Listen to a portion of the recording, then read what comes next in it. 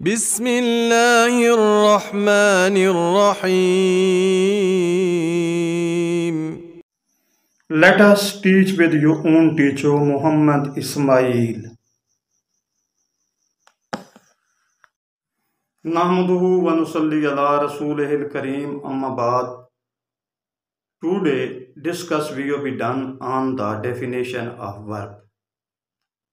Being of some work or doing of some work or beginning of some work is called verb. To go to school, to carry the weight, or to run fast are the examples of beginning.